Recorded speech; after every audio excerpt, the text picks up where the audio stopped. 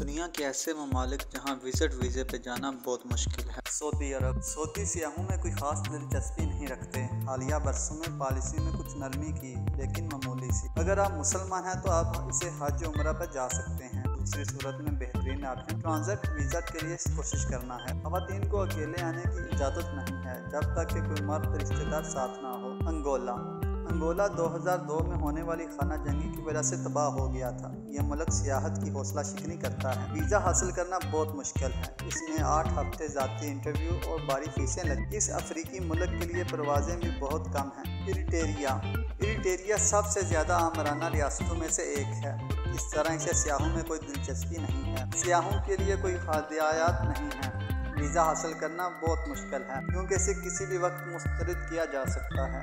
اگر آپ مسلمان نہیں ہیں تو پھر بہت مشکل ہے۔ اگر آپ کبھی ایتھوپیا گئے ہیں تو پھر ناممکن ہے۔ بھوٹان کسی کا دشمن نہیں ہے، البتہ یہ سیاحوں کے لیے بہت دوستانہ نبین ہے۔ سرکاری سیاحتی پالیسی اعلیٰ قدر کم اثر ہے، لہٰذا ہر آنے والے کو لازمی روزانہ فیس ادا کرنا ہوگی۔ فیس جب سیزن نہیں ہوتا تو $200 ہے اور جب سیزن ہو تو $250 ہے۔ یہ خوراک، نقل و حمل اور رہائش کا احاطہ کرتا ہے۔ اس کے علاوہ کوئی سستا آپشن دستیاب نہیں ہے۔ بھوٹان میں لوگوں کی آنے کی تعداد بھی مقرر ہے، اس سے زیادہ نہیں آ سکتی۔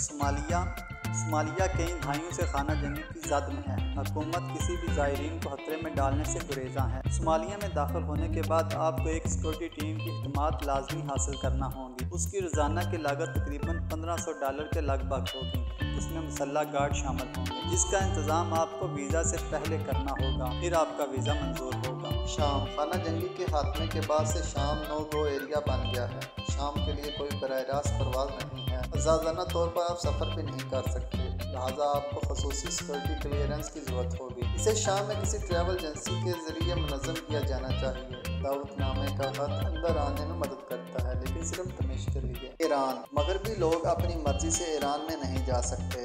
انہیں ایران کی وزارت خارجہ کی طرف سے دعوت دی جائے گی تبھی وہ ویزا اپلائی کر سکتے ہیں۔ یہاں تک کہ اگر یہ منظور ہو جاتا ہے تو آپ مسلسل نگرانی میں رہیں گے۔ ایرانی حکومت یرغمال بنانے کے حوالے سے بہت بدنام ہے۔ آپ اپنی مرضی سے آ سکتے ہیں لیکن باہر اپنی مرضی سے نہیں جا سکتے۔ نورو دنیا کا سب سے کم دورہ کرنے والا ملک ہے، حالانکہ یہ کوئی فوجی آمرانہ جیل نہیں ہے۔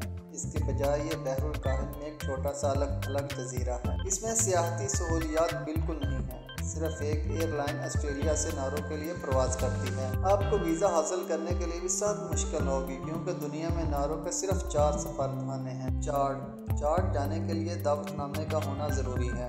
یہ انجمینہ نامی ایک ہوٹل کی طرف سے جاری کیا جانا چاہیے، جس میں سفر کا مقصد واضح ہونا چاہیے۔ ہوٹل کو ناقابل واپسی فیس کی ادائیگی پہلے کرنا پڑتی ہے۔ صرف 2 یا 3 ہوٹل ہی آپ جاری کر سکتے ہیں، یہ تبھی ویزا دینے کی ضمانت دیتا ہے۔ شمالی کوریا کا آزادانہ سفر تقریباً ناممکن ہے۔ صرف منظم ٹور گروپس کو آنے کی اجازت ہے۔ آپ موبائل فون نہیں لا سکتے اور بے ترتیب تصاویر بھی نہیں لے سکتے۔ آپ جہاں چاہتے ہیں وہاں نہیں جا سکتے یا مقامی لوگوں سے بات نہیں کر سکتے۔ آپ پیانگ یانگ میں صرف ایک نامزد ہوٹل میں رہ سکتے ہیں۔ اس کے باوجود صرف ویزا کی درخواست منظور کروانا بھی ایک جرا ہوگا۔